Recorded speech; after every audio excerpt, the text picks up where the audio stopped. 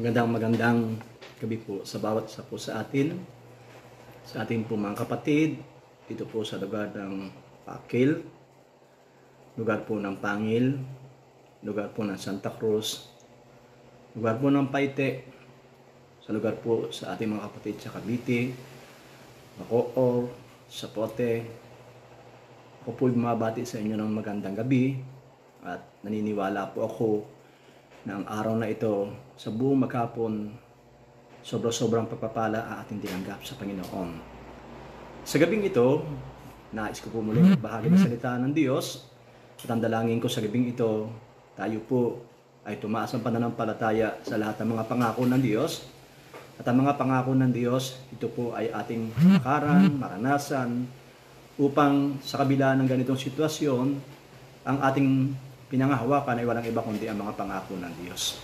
Nais ko pong bumasa sa aklat ng Isaias, chapter 61, verse 8, upang maunawaan natin kung paano natin pangahawakan ang mga pangako ng Diyos at nakita natin na ang mga pangako ng Diyos ay lagi may mga kondisyon po sa ating pong buhay. Ang sabi po rito sa Isaiah chapter 61 verse 8, ang sabi ni Yahweh, ako'y namumuhi sa kasalanan at ang pag-aalipin ang nais ko'y katarungan.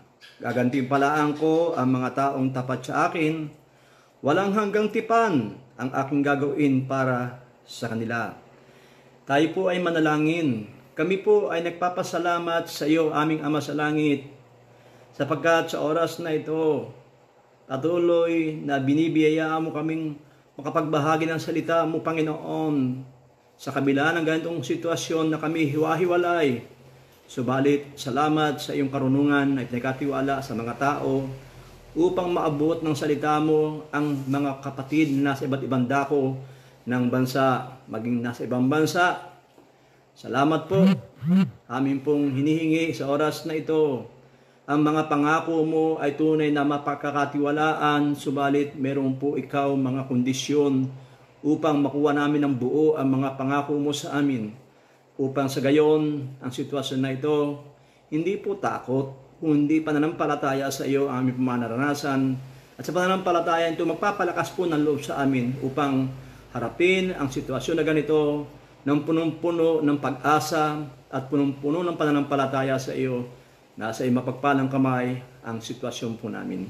Pagpalain mo aming mga puso, Panginoon. Taniman mo ng matabang salita mo ang aming mga puso ang nagpapalago sa aming pananampalataya. Salamat po sa pangalan po ng aming Panginoong Hesus. Amen. So pag pinag-uusapan po ang tinatawag na everlasting covenant, lahat po ng mga tao ay nais ito ang maranasan. At ito po ang inaangkin ng lahat ng mga tao, ang tinatawag na everlasting covenant. Tunay po naman na ang mga pangako ng Diyos ay pangwalang hanggan. Hindi po ito mapapasubalian. Subalit, ang nakalulungkot po sa maraming mga mananampalataya ay isang bagay lamang ang kanilang titinan tungkol sa covenant ng Panginoon. Ang bagay na ang Diyos ay mabait at mabuti. Wala po namang pwedeng sabihin hindi totoo ito. Pero ang Diyos po, sa unang verse pala nating nabasa, ay pagpapakita na ang Diyos ay ginagawa niya ang covenant niya kung gagawin din po ng Kristiyano ang kanyang responsibilidad sa pag-angkin at pagtanggap ng mga pangako ng Diyos. Dito po, napakaliwanag ang sabi rito. Ang sabi ni Yahweh, ako'y namumuhi sa kasalanan at ang pang-aalipin ang nais ko'y katarungan. Dito po, ang sabi po ng Panginoon, siya ay namumuhi sa kasalanan. So, ang pangako ng Diyos at ang Diyos ay tapat, ay pwede nating makuha ng buong buo kung yung responsibilidad na tayo mga mananampalataya ay lalayo sa kasalanan. Katotohanan po katatapos lamang ng tinatawag na peace of Passover o ang kamatayan ng Panginoong Hesus. Dito sa mga pagkakataon na ito, pinakikita na ang kasalanan ay may kapatawaran ang kasalanan ay tunay na kayang linisin ng Panginoon.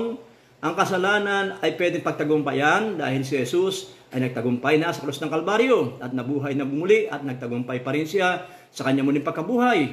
Lahat ng paraan ay ginawa ng Diyos upang tulungan tayo, upang tayo magkameron ng kalakasan, upang ang kasalanan ay hindi manahan sa atin, sa halip ang manahan sa atin ay kabanalan ng Diyos. Kasi kung ating aangkinin ang pangako ng Diyos na everlasting covenant ng Panginoon sa atin, subalit hindi naman tayo lalakad doon sa kabanalan ng Diyos, niluluko po natin ang ating mga sarili. Ang sabi ng salita ng Diyos, kapag babasahin mo lamang ang salita ng Diyos at hindi mo isasabuhay, ang sinuluko mo ay ang iyong sarili. Kagaya ka ng taong humarap sa salamin matapos makita ang karumihan ng kanyang mukha sa salamin ay biglang umalis at hindi na inalis ang karumihan sa kanyang mukha. So dito po makikita po natin napakahalaga ng everlasting covenant. Dito ipinakikita ang tunay na kahulugan na kapag nais natin sumunod sa Panginoon, unang-unang gagawin natin ay ang paglakad sa kabanalan ng Diyos. Dito po ay maraming verse yung ipinakita na kung saan hindi niya kailanmang babaguhin ang kanyang mga pangako sa atin. Sa halip, kanyang sinasabi, ito ay aking gagawin. At meron pa siya mga palatandang ipinakikita na ito'y lagi natin nakikita sa tuwing umuulan. Ang isa sa pinakita niyang ebidensya na siya ay merong everlasting covenant. At kapag nakikita natin ito pag umuulan, na ang ibig sabihin, hindi pa rin nagbabago ang pangako ng Diyos.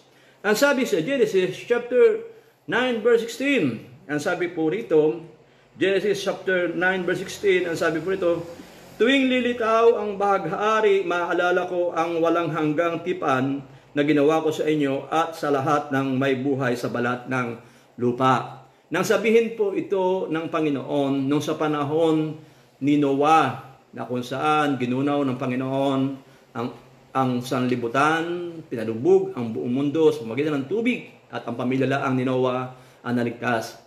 Dahil doon sa handog ni Noah, nagbigay ng masamyong handog sa kanya, ang usok nito ay umabot hanggang kalangitan. Dito po nabuo sa puso ng Diyos ang ganitong covenant. Yung covenant, pagpapaalala sa mga mananampalataya na merong covenant ang Diyos.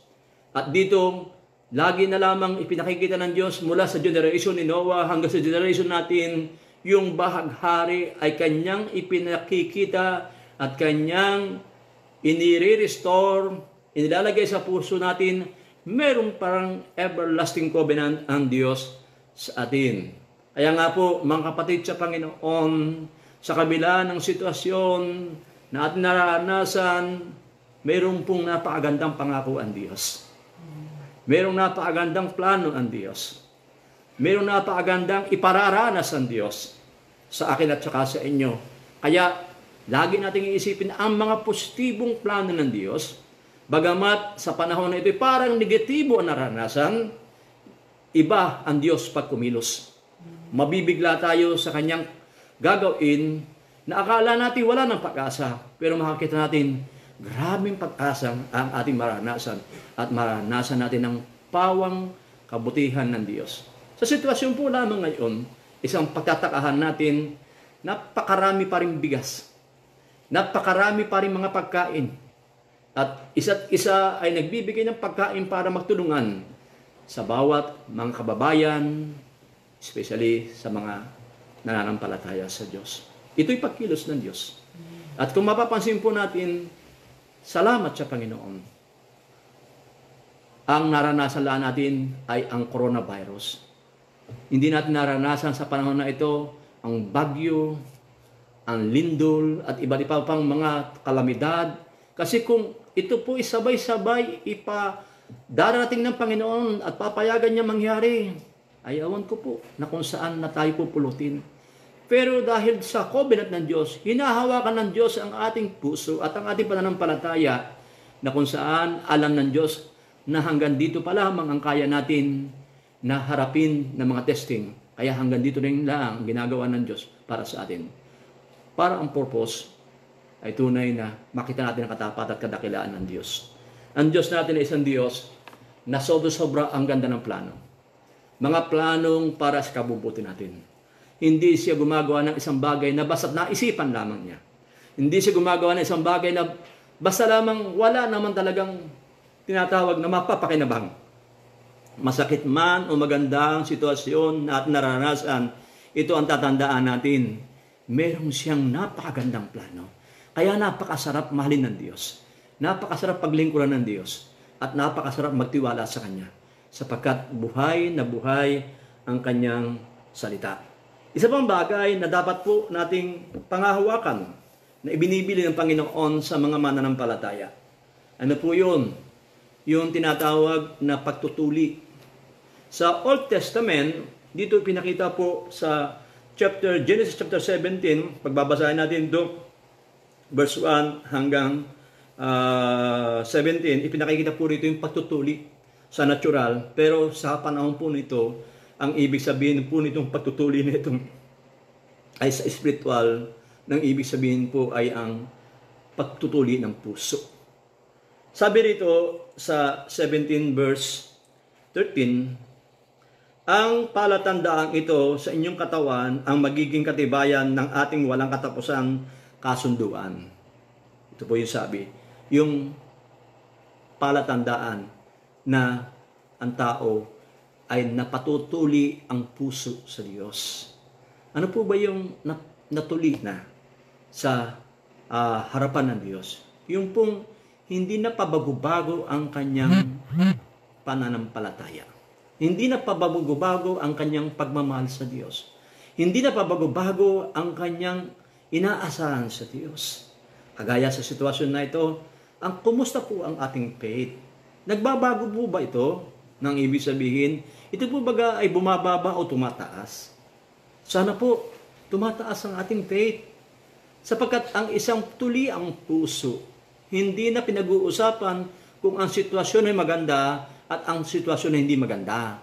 Hindi na pinag-uusapan kung malakas ang katawan o may karamdaman. Hindi na pinag-uusapan kung may pera o wala. Ang pinag-uusapan dito, kahit ano ang mangyari, mahal mo pa rin ang Diyos. Si Propeta Habakuk ay isang propeta na sa panahon at matindi ang pag-aayos ng Diyos sa bansang Israel, ay nag-declare ng mga katagang ganito. Ang sabi niya sa Habakuk chapter 3, kahit na ang mga bunga ng olibo ay mabalang at namamatay ang mga baka at tupas sa kulungan, sabi niya, hindi pa rin ako magbabago ng aking pagmamahal sa Diyos. Ang Diyos pa rin ang aking mamahalin, ang Diyos na aking tagapagligtas. Yun po ang sinasabing tuli na ang puso. Yung kagaya na sinabi ni Propeta Habakuk, na hindi nagbabago, hindi na siya nakatingin sa anumang sitwasyon na kanyang naranasan at kanyang nakikita.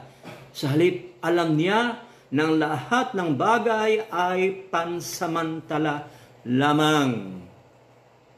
Ang sitwasyon na ito, ang naranasan natin sa ating pamilya, ang sitwasyon po sa buhay na ito, pansamantala lamang yan. Merong magandang pangako ang Diyos. Merong pangako ang Diyos na kinakailangan maranasan natin. Kasi napakahirap namang pakiramdaman na buhay tayo, mula noon tayo ay naniwala sa salita ng Diyos, nakipagrelasyon sa Panginoon, ay nanatili ang pangako ay napako.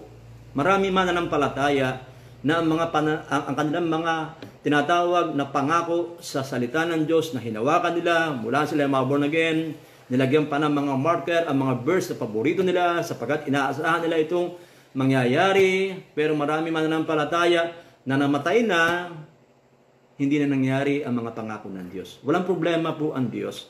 Ang may problema ay si Kristiyano. Kasi yung po mga pangako ng Diyos, ito po ay nagaganap at nangyayari. Isa sa mga bagay na aking pong sinasabi, kapag ang puso natin ay natuli na. Kasi ang problema po pag ang puso ng Kristiyano ay tumanggap ng mga pangako ng Diyos, especially sa maski financial, material, at maging sa inyong mga spiritual, mabilis magbago. Mabilis tumaas ang kanyang ego. Kasi ang tingin niya, siya ay naiba na sa ibang mga mananampalataya. Yun po ang problema na hindi tuloy ang puso. Pero kapag tuloy ang puso, the more na tumatanggap siya ng karunungan na mula sa Diyos, the more tumatanggap siya ng kapahayagan sa Diyos, the more na siya sinasamahan ng Diyos sa kanyang pananalangin, sa may mga karamdaman, nagsisigalingan, anumang uri ng karamdaman, the more na pinagpapala ng Diyos sa kanyang material at financial na pagpapala at may kalakasan dumarating, lalo naman siya nagpapakumbaba sa Diyos. Lalo naman niyang ina-acknowledge ang Diyos, ang lahat ang may bigay na ito. So, yun po ang isang bagay na mahalaga ang tuloy ang puso. Kaya ang Diyos, Kanya tayong tinatawag na inaalalayan sa mga pagpapalang ating tinatanggap at tatanggapin pa. Dahil ayaw ng Diyos na mga pagpapalang tatanggapin natin at tinatanggap ay maging daan para mapawalay sa Diyos. Ang dami-dami kong mga pastor, mga manggagawa ng Diyos na ginamit mightily ng Panginoon. Kilalang mga pastor, magagaling at mga anointed, napakahusay. Pero ang dumating sila ay pinagpala ng Diyos, lalo po sa material at pinansyal na bagay, ang layo-layo nila sa Diyos. At ang laging buka ng bibig nila ay pawang pera, pera, pera. Pangalawa na lamang sa kanila ang ministry, pangalawa na lang sa kanila ang pagbabahagi ng salita ng Diyos, pangalawa na lang sa kanila ang kaharian ng Diyos. Ang dahilan, naniniwala ako, hindi pa panahon na sila pagpalain ay tumanggap na ng pagpala dahil pinangunahan nila ang Diyos sa mga panahon na nais ng Diyos na ibigay sa kanila. Ang sabi po ng Panginoon, sa lahat ng bagay mayroong panahon. Maaaring kailangan, pag hindi pa panahon na ibuhos ng Panginoon ang masaganang pagpapala, huwag natin kulitin ng Panginoon. Huwag natin pilitin ng Diyos.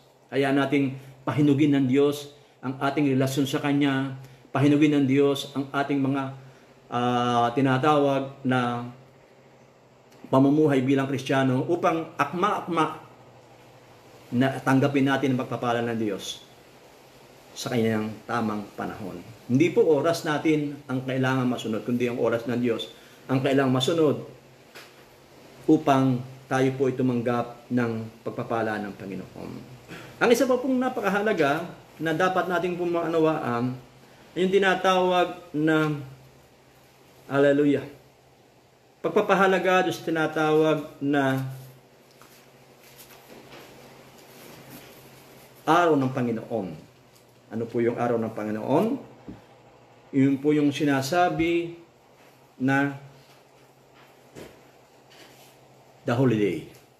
Ang sabi dito sa Levitico chapter 24 verse 8, Levitico chapter 24 verse 8, ang sabi po rito, tuwing araw ng pamamahinga, ang tinapay na ito ang hihandog kay Yahweh, ito'y gagawin ng bayang Israel habang panahon. So, hindi lang binabanggit dito ang mga Israelita, binabanggit dito ang lahat na nananampalataya sa Panginoon. We are spiritually Jew. Sabi po ng Apostle Pablo sa Book of Rome, chapter 2. Dito po pinakikita ng sabi rito ay kinakailangan pahalagahan natin ang Sunday. Alam niyo po, nakakalungkot sa mananampalataya kapag uma-absent ng Sunday. Nakakalungkot sa mananampalataya kung mali na rin ang motibo sa pagpunta ng Sunday. Kasi napakaliwanag ang sabi dito, ang handog na tinapay. At tinapay, represent ng salita ng Diyos. Kapag tayo dumadalo ng Sunday fellowship, napahalagahan natin ang lahat ng mensahe. Kung tayo ay nasa Sunday fellowship, pero wala naman ang puso natin sa salita ng Diyos, baliwala rin ang ating pagpunta ng Sunday. Unang-unang gagawin natin ay yung decision na tayo pupunta ng Sunday at hindi natin ipagpapalit sa anumang okasyon ang araw ng pamamahinga. Ang tawag dito ay araw ng Panginoon. Ang tawag dito ay the holiday. So dito kapag tayo ay nag-decision na kapag araw ng pamahinga tayo ay nasa simbahan, ibig sabihin meron ka ng pagnanasa na mapalapit at maunawaan ang salita ng Diyos. Let's prepare our heart, lalo pag-araw ng Sunday. Makapangungusap ang Diyos ng lubos-lubos sa atin sa araw ng Sunday. At kinakailangan lahat ng mensahe ng Panginoon, bagamat masakit at bagamat tayo ay tinatamaan, mas masarap ang kondisyon natin at mas maganda ang puso natin kasi naramdaman pa rin natin ang pangungusap ng Diyos, ang pagtutuwid ng Diyos. So, ang salita ng Diyos, ang sabi ng salita ng Panginoon, magkabilay talim. Hindi laging masaya ang pagtanggap ng salita ng Diyos sa mga pangako. Sa halip, may mga pagkakataong ito'y masakit. Pero, ang katotohanan nito, bagamat masaya natin natanggap ang salita ng Diyos, bagamat nasasaktan tayo, ang pinakamahalaga nito, ito po ay nagbibigay sa atin ng direksyon para makuha natin kung ano po yung kalooban ng Diyos. Ang sabi po ng salita ng Panginoon, si Yahweh ang sumusugat at si Yahweh rin ang nagpapagaling. So yung salita ng Diyos, minsan na-open tayo sa minsahero o minsahera. At sasabihin natin, very personal naman na mensahe. Alam niyo po, kung titinan natin paano magmensahe ang Panginoong Hesus, kung paano niya sinasabihan ng mga apostol, paano niya sinasabihan ng mga disciple, ay maraming na-open. Lalo po yung mga Pariseo, Saduceo, sobra napaka-prangka ng Diyos magsalita ng katotohanan. Kaya sabi ng mga apostol ay ganito, nasaktan po sa inyo ang mga Pariseo sa inyo sinabi. Church, napakaganda ng sabi ng Panginoon. Mapalad ang kailanman ay hindi na-open sa Panginoon. Mapalad ang kailanman na hindi na-open sa Panginoon. Nasasaktan tayo, pero hindi ito mahantong para tayo ay magrebelde sa katotohanang ipinapahayag ng salita ng Diyos sa pamamagitan ng mensahero.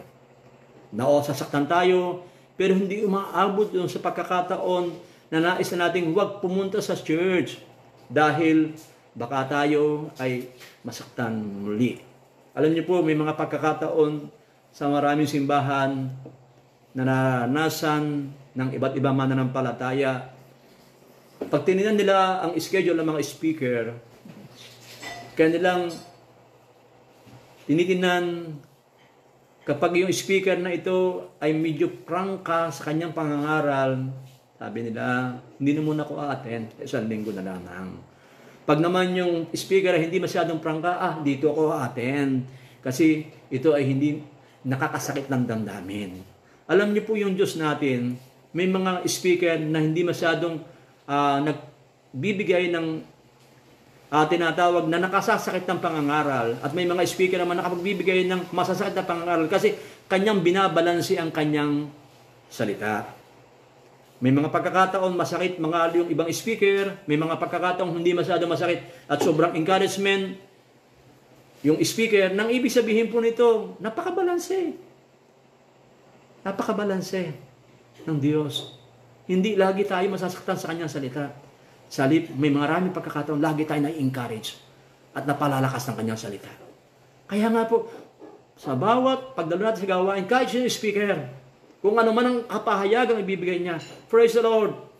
Praise the Lord! Dahil ito'y pagkakalakip-takipin ng Diyos para tayo tumatatag sa pananampalataya.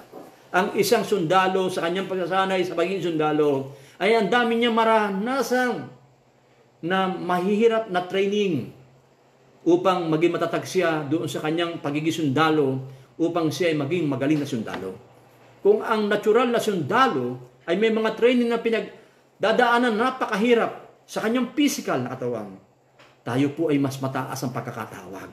We are in position at the Great Commission. Ano po yun? Ang nag-commission sa atin ng Panginoon. Kaya may training din ang Diyos sa atin. As mas mahirap na training ang ipagkakalob ng Diyos sa atin. Pero, ang napakahalaga, we are ready doon sa training na yun. At ma-accomplish ng Panginoon doon sa training na yun na tayo ay maging mabuting sundalo ng Diyos.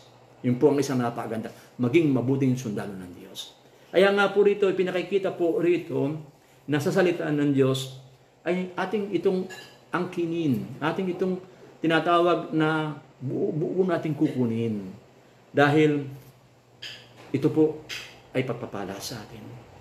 Mga kapatid, huwag natin kalilimutan ang kahalagahan ng holiday. Ang araw ng Panginoon.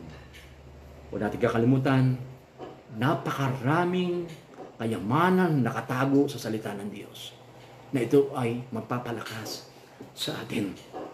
Isa pa pong napakahalaga natin maunawaan, huwag natin kakalimutan. At salamat sa mga kapatiran na ito ay hindi nila kinalimutan kahit sa panahon ng mga live streaming ang mga paghahayag ng salita ng Diyos. Ano po yung hindi dapat natin kalimutan?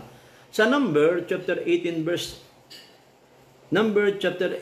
verse 19. Ang sabi po rito, lahat ng tanging handog nila sa akin ay nauukol sa inyong sambahayan. Ito ay isang di masisirang kasunduan ko sa inyo at sa inyong mga anak na magiging anak pa nila. Sa inyong mga anak at magiging anak pa nila.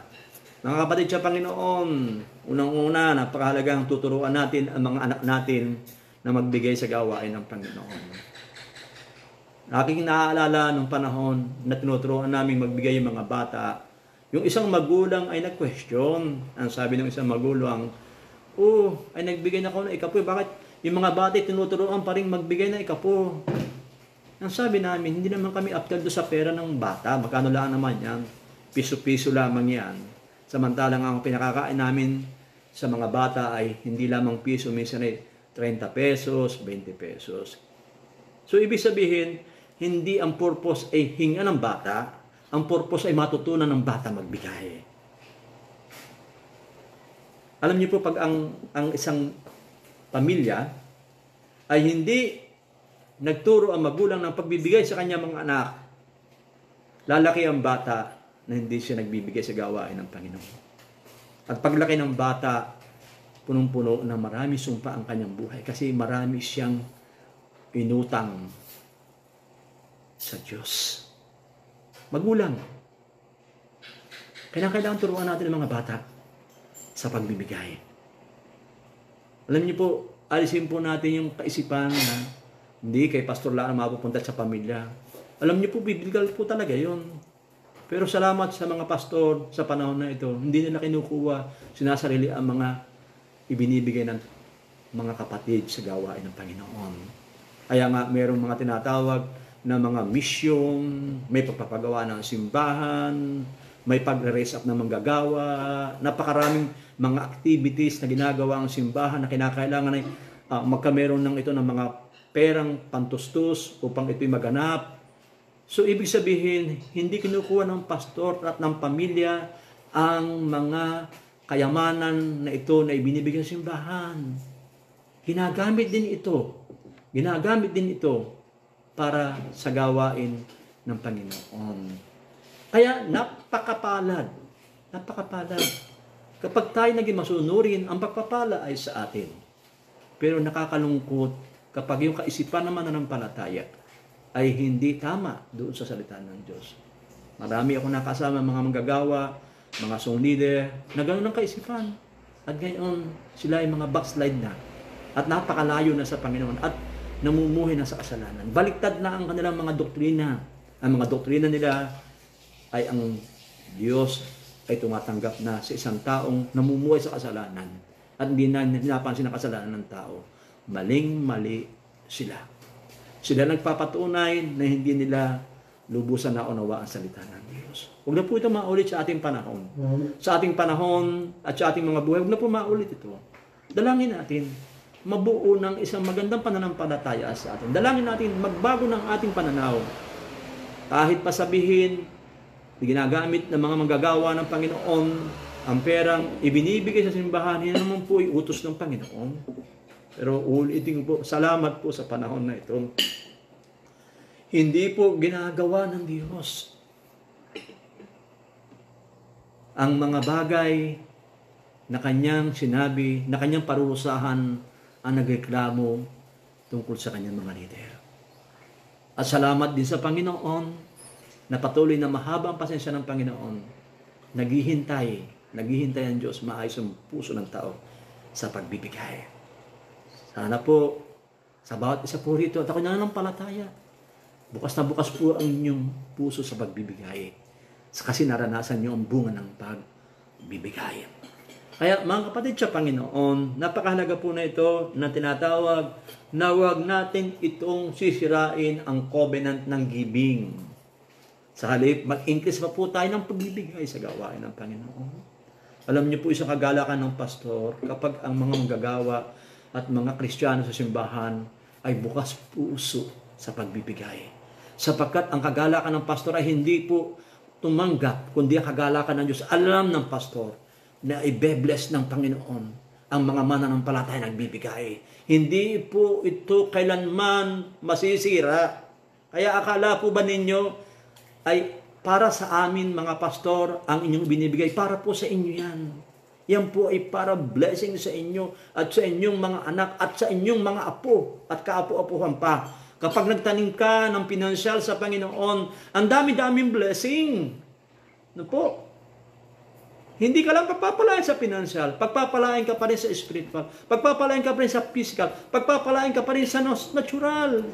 Lahat ng kabuuan ng pagpapalain at ang gabing pagkikinagbibigay. Yun ang sabi ng Malakayas, tatanggalin niya ang lahat ng sumpa. Sana po'y paniwalaan na natin ito sa panahon na ito.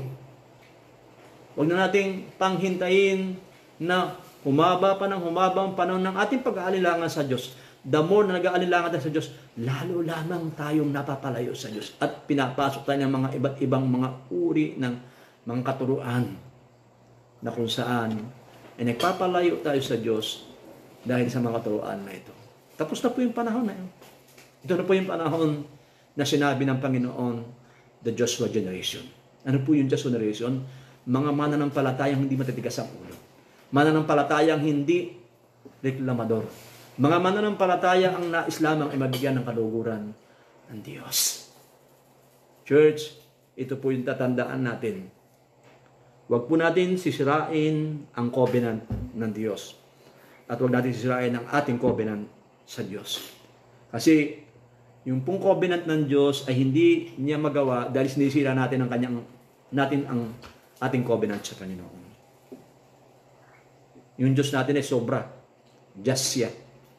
Hindi kagaya ng tao. Kahit na ang tao ay gumagawa ng masama, basta paborito ka ng iyong boss, paborito ka ng iyong Panginoon sa lupa, okay lang, tuloy-tuloy ang paggawa niya na mabuti. Sa Diyos po hindi. Ang Diyos marunong magdisiplina at magtuwid. Kasi siya ay Diyos na matuwid. So, wag natin i-break yun po yung ating mga covenant, lalo po sa pagbibigay. Yan po ay buong-buo ang blessing. At natutuwa po ako di sa panahon ng live streaming. Salamat po at hindi mo nasisira yung pagbibigay ng mga kapatiran. Papatali pa rin ng mga ikapo sa simbahan kahit sarado ang simbahan. At ito po ay sa inyo po babalik lahat. Ito po ang tandaan natin. Kaya natutuwa po ako kasi alam ko maraming gagawin ng Diyos. Maraming ibabalik ang Panginoon sa ating pong buhay. Dito po makikita po natin maging sa kay Propeta Isaias, siya po ay nagsabi po ng hindi kailanmang magbabago at aalisin ng Diyos ang kanyang mga pangako po sa ating pong buhay. Ang sabi po sa Isaiah chapter 54 verse 10. Isaiah chapter 54 verse 10. Ang sabi po rito, maguguho ang mga bundok at ang mga burol ay mayayanig, ngunit ang wagas na pag-ibig ko ay hindi maglalaho at mananatili ang kapayapaan ang aking ipinangako. Yan ang sinabi ni Yahweh na nagmamahal sa iyo. Ulitin mo ang salitang nagmamahal sa iyo. Yun po sinasabi ng Panginoon. Very personal. Nagmamahal sa iyo. Hindi sinabi ito, nagmamahal sa inyo. Ang sabi ito, nagmamahal sa iyo. Sabi po rito, maguguho ang mga bundok, ang mga burol ay mayayanig, ngunit ang wagas na pag-ibig ko hindi maglalaho at mananatili ang kapayapaan na aking ipinangako. Yan ay sinabi ni Yahweh na nagmamahal sa iyo. So, mga pagkakataon na parang naantig ang ating pananampalataya o nayanig ang ating pananampalataya, kagaya sa panahon na ito. Pero ang sabi rito, hindi maglalaho ang pagmamahal niya sa atin. Paulit-ulit na sinasabi ng Panginoon yan. Upang ito po ay lalong lumalim ang tanim sa ating pong mga puso. Anuman po ang sitwasyon na mangyari, anuman ang mga papayagan pa ng Diyos na hindi maganda, lagi natin tatanggapin. Hindi magbabago at hindi masisira ang kanyang pangako sa atin na tayo ay kanyang minamahal. Napakapalad po ng tao o ng Kristiyanong nasa kamay ng Diyos. Dahil kapag ikinasa kamay ng Diyos, walang pwedeng kumanti sa iyo, walang pwedeng magwasak sa iyo, walang pwedeng sumira sa iyo, walang pwedeng bagay na maging dahilan para mapalayo ka sa Diyos kasi ikaw ay nasa kamay ng Diyos. Ako ay nasa kamay ng Diyos. Alam niyo po, huwag na nating payagan na mawala tayo sa kamay ng Diyos. Umawak na po tayo ng lubusan sa Panginoon. Umawak na po tayo ng lubusan sa Panginoon. Magpakatatag na po tayo sa ating pananampalataya sa Panginoon. Kung ating pong titingnan ang istorya ng alibugang anak, mahal na mahal ng Diyos yung alibugang anak. Pero ang problema, ayaw na niya manatili sa Ama. Kaya sabi niya, ibigay na ang kanyang kayamanan, ang kanyang mana, at gagamitan niya ang kanyang mana na ito. Na nagre-represent na siya'y lumayo na sa Diyos. Pero sabi ng Panginoon, ay hindi niya ito pinigil. Sa halip, pinabayaan niya na pansamantala siyang malayo sa Panginoon. At nang maranasan ng alibugang anak na siya ay napalayo at napahamak nang siya lumayo sa Panginoon, doon niya na-realize ang kahalagahan ng Diyos. Ang kahalagahan ng Diyos. Alam niyo po, may personal experience. Sana po huwag natin maranasan na bago natin maranasan ng mahalaga na ikinasa kalooban ng Diyos ay yung pong paglayo. Kasi napakahirap maranasan. Kahit sa istorya pa lamang ng alibugang anak, nang maranasan niyang kumain ng mga pagkaing para na sa baboy. Na baboy ang buhay. Napakahirap na karanasan. Gayon wala sa plano ng Diyos na ang mananampalataya mababoy ang buhay. Wala sa plano ng Diyos. Kaya lang kung ang mga mananampalataya ay ayaw maniwala agad sa Panginoon, ipinararanas pa niya na mababoy ang kanyang buhay. Napakahaba talaga ng grace ng Panginoon. Hindi ka naman niya tataboy, hindi rin ako tataboy, pero ayaw ng Diyos na mababoy ang buhay natin. Alam niyo po, pag tayo lumalayo sa Panginoon, yung pagkakataon ng kaaway na tayo babuyin. Ano po ibig sabihin ng babuyin? Ibaksak tayo sa lahat ng uri ng kasalanan na hindi natin pananasan sa mga panahon na tayo ay hindi pa mananampalataya. Sabi ng dating kakilala kong mananampalataya, bago ako mananampalataya, kasi matagal na mananampalataya, ang payo niya sa akin, huwag ka magbabackslide, napakahirap. Sabi niya, nung ako ay hindi pa mananampalataya, ang buhay ko ay hindi naman ako talagang napakasama. Hindi ako marunong magsugal, hindi ako marunong mag-inom. Normal na normal ang buhay ko. At hindi ko mahilig sa bisyo. Pero nung ako'y maging born again, nabago na lubos ang buhay ko. Pero ang pinakamasakit nang ako ay mag-backslide, ay lalo kong natutunan lahat ng uri ng bisyo sa aking buhay. Kaya ang sabi ko, napakahirap pala. Sabi niya sa akin, napakahirap pala na mababoy ang iyong buhay sa pamamagitan ng iyong paglayo sa Diyos. Kasi alam niyo po, pag tayong mga mananampalataya ay lumayo sa Diyos, sasamantalahin ng kaaway ang para ilublob ka sa kasalanan upang di ka makabalik sa Panginoon.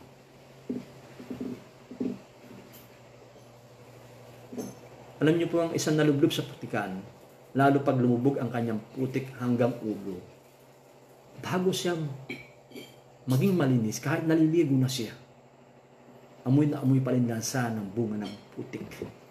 At mismo siya masusuklam doon sa kanyang amoy. At ang sabi ng Biblia, kayo na rin ang lubusang malalansahan sa kasalanang inyong ginawa. Gayun po ang putik. Paligo ka na ng paligo, linis ka ng ligos, Amoy mo yung balat, mabaho pa rin, amoy putik pa rin. Ganyan po yung kasalanan. Kaya pwede sana, wag sana. Huwag natin maranasan yung backsliding experience. Para hindi natin maranasan yung mababoy ang ating buhay. Napakasarap. May pagbaksak man ang ating pananampalataya, pero hindi mo natin naranasan na nabababoy ang ating buhay, kagaya ng libugang anak. Church, pwede nating mahalin ng Diyos nang hindi natin naranasan ang malaking ipagpapatawad ng Panginoon. Alam niyo po, isang bagay ang isang napakaganda. Yung maipreserve lang ng Diyos ang buhay mo, na hindi ka backslide, ito po isang person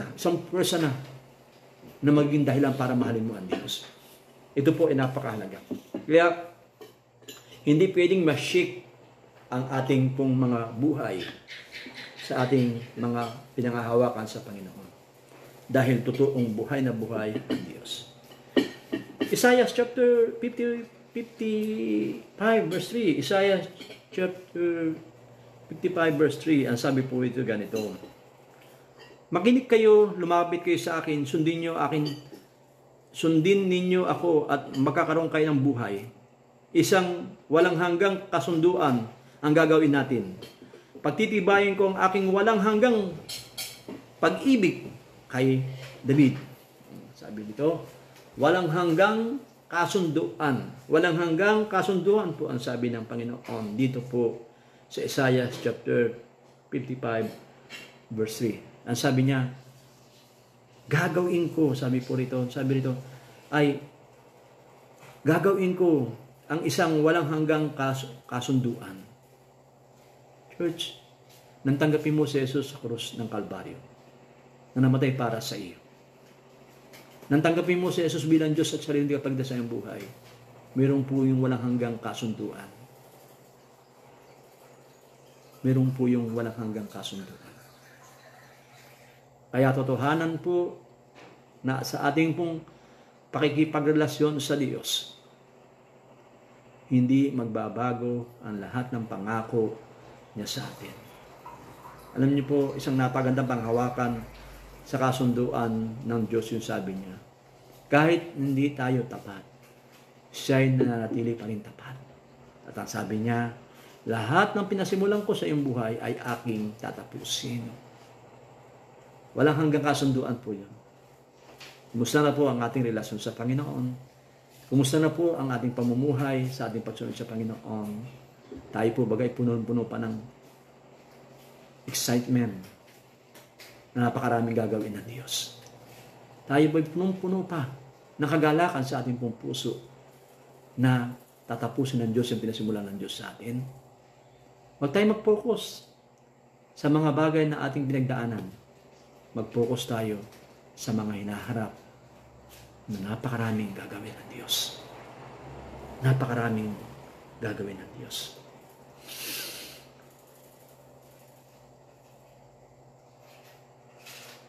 Siya po ay tapat. At mananatiling tapat. Habang panahon. Bilangin mo ang mga pagpapala mo sa Panginoon mula nang ikay makipagrelasyon sa Panginoon o mula nang ikay maging tao. Napakaganda na sabi ng Panginoon na ganito. Hindi mo pa ako kilala ay pinagpapala na kita. Totoo ba yun? Na tayo ay hindi pa born again, hindi pa tayo mananampalataya, ang dami na tayong accomplishment sa buhay. Totoo po yun. Kasi nang tawagin tayo ng Panginoon, iba't ibang ating sitwasyon ng ating buhay, position, o natapos, na makikita po natin ang Diyos ay tayo binigyan ng mga provision, nakapag-aral tayo, nagkameron tayo magandang hanap buhay, magandang buhay, na hindi pa naman tayo mananampalataya. Kaya sobrang totoo ang sabi ng Panginoon. Sobrang totoo. Kasi hindi pa naman tayo nakikipagrelasyon sa Panginoon. Hindi pa naman tayo nakikipagrelasyon sa Panginoon. Hindi pa natin siya tatanggap bilang Diyos sa ating pagligtas. Ang dami-dami ng ipinangako na naranasan ng Panginoon. Ipinaranas ng Panginoon sa atin. At maranasan. Lalo po ngayon. may relasyon ka na sa Kanya. Meron ka ng covenant na pinanghahawakan mula sa Kanya. Kaya yung ating mga pagpapala nang tayo unbeliever pa, ito magpapatunay na mabuti ang Diyos. Huwag natin kalimutan yung mga past blessing na hindi ka pa nakikipagrelasyon sa Panginoon. Huwag mong kalimutan ang mga past blessing na ikinakipagrelasyon sa Panginoon. At higit sa lahat, huwag mong kakalimutan ang blessing mong tinatamasa ngayon. Ikay may relasyon sa Panginoon. At mga darating pang pagpapala dahil may relasyon ka sa Panginoon. Huwag mong kakalimutan yan. Kailanman hindi siya nagbabago. Ang sabi po rito, Hebrew chapter 13 verse 20. Ang sabi po sa Hebrew chapter 13 verse 20, ang Diyos ng kapayapaan ang siyang muling bumuhay sa ating Panginoong Hesus na naging dakilang pastor ng mga tupa at sa kanyang dugoy nagpatibay ng walang hanggang tipan. Ulitin ko po, ang sabi po dito, ang Diyos ng kapayapaan ang siyang muling bumuhay sa ating Panginoon Jesus na naging dakilang pastor ng mga tupa dahil sa kanyang dugo nagpatibay ng walang hanggang tipan. Dakilang pastor. Ito po ay ating naranasan na panghawakan ang mga pangako ng Diyos dahil tayo ay punong-puno ng kapayapaan. Sabi po ng salita ng Diyos, iniiwan ko sa inyo ang aking kapayapaan. Hindi ito kagaya ng kapayapaan na ibinibigay ng sanlibutan. Katotohanan po, napakaraming takot dito sa coronavirus. Kasama naman po tayo. Pati tayo kinakabahan. Pero iba yung kapayapaang ibinibigay ng Diyos. Alam niyo po yung sabi ni Apostol Pablo, ganito, sa mabuhay o mamatay, pag ikay may relasyon sa Panginoon, ito ay kapakinabangan. Nang ibig sabihin po, ang buhay natin, tandaan natin na ay may takdang oras lamang sa panahon na ito. O may takdang panahon lamang sa ating pambuhay. Ano po yung takdang panahon lamang? Talagang tunay na lahat tayo mamamatay.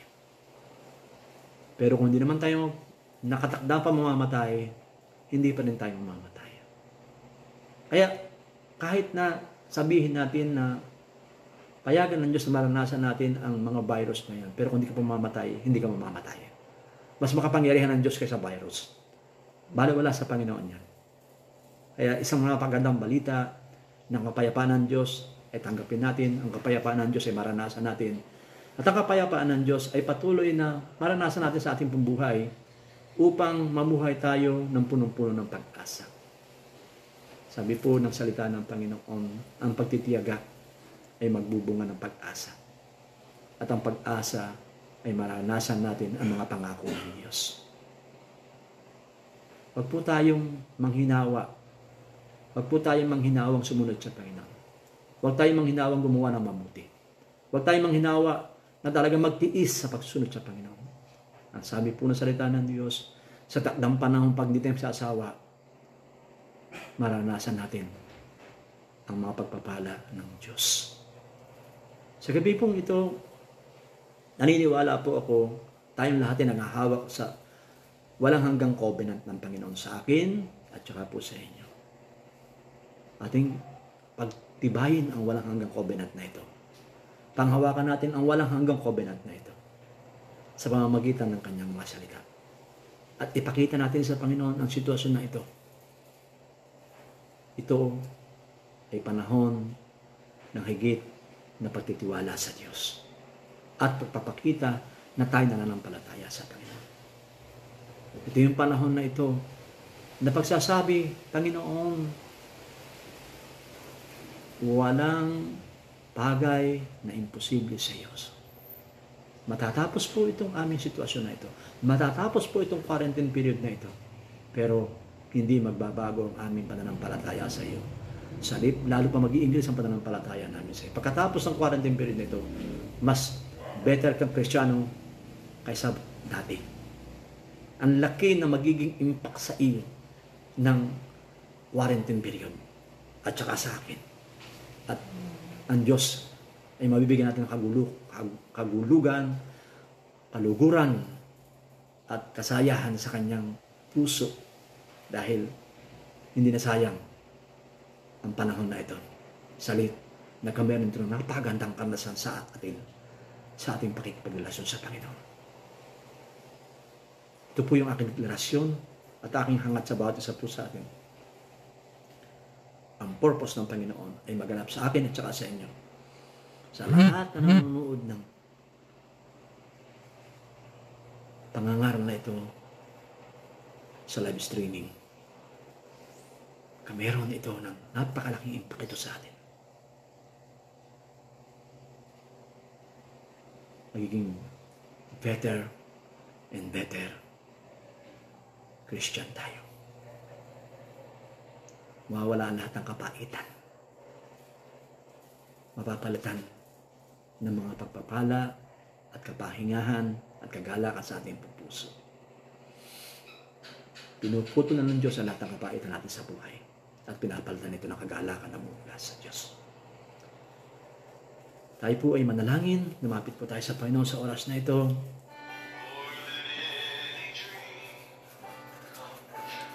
Salamat po, O Diyos, sa pagkakataon na ito. Tunay, narinig namin ang iyong salita. Nagsasabing, meron kang everlasting covenant sa amin na pwede namin panghawakan, na hindi ka nagbabago, at ikaw ang Diyos ng kapayapaan na laging sumasa amin. Kaya ang dalangin namin sa oras na ito, masigit namin tanggapin na mas mataas na kapayapaan nagmumula sa iyo. Mas mataas na pag-asang nagmumula sa iyo. Mas mataas na pananampalataya nagmumula sa iyo. Upang sa gayon, sa gabing ito ang ibuhos mo sa bawat isa sa amin. Nakikinig po, Panginoon, ng pangangaral ng salita mo sa pamamagitan ng live streaming. Ipuin mo mga puso ng bawat isang na sa oras na ito, Panginoon. Palakasin mo kami, Panginoon. Ibuhos ang kagalakan sa aming puso sa oras na ito. At lagi namin i-declare sa aming mga puso, sa aming mga labi, sa aming mga kaluluwa, sa aming mga espiritu, sa aming Diyos. Ang aming Diyos ay hindi nagbabago at hindi sumisira ng kanyang covenant. Amang banal sa langit, buksan mo ang durungawang sa langit, hipuin mo, ibuhos mo ang iyong napakasaganang pagpapala sa aming mga pamilya, sa aming individual na buhay. Dalangin namin, Panginoon, ibuhos mo sa oras na ito. Ibuhos mo sa oras na ito. Ibuhos mo sa oras na ito. Ibuhos mo sa oras na ito in the name of Jesus. Ang iyong mapagpalang biyaya, kasaganaan, kagalingan kung mayroong karamdaman sa oras na ito, kapayapaan kung nagugulamihanan, at tunay ipakikita mo walang maghihikahos nananampalataya sa iyo. Gaganapin mo yung sabi ni Haring David, mula pa sa pagkabata hanggang sa tumanda si Haring David, hindi wala siya nakitang tapat na anak ng Diyos na naging hampas lupa o ng malimos ang tinapay. I declare in the name of Jesus sa lahat na nakikinig ng pangangaral na ito, hindi makakaranas ng mamalimos ang tinapay o maghikaos ang buhay, sapagat ang Diyos namin ay napakayaman na nangako sa amin na kami bibigyan niya ng magandang buhay, buhay na ganap at kasiyasiya. In the name of Jesus, I declare, Ama, sa pangalan ni Jesus, maranasan ng mga kapatid namin ang buhay na ganap at kasiyasiya. At ating sabay-sabay i-declare na ito ay ginagawa na ng Diyos. Ang lahat po ng anak ng Diyos ay magsabi ng Amen. Amen. Magandang gabi po sa inyo. Pagpalain po kayo ng Panginoon at maranasan ninyo ang mga pangako ng Diyos. Sa pangalan ni Jesus.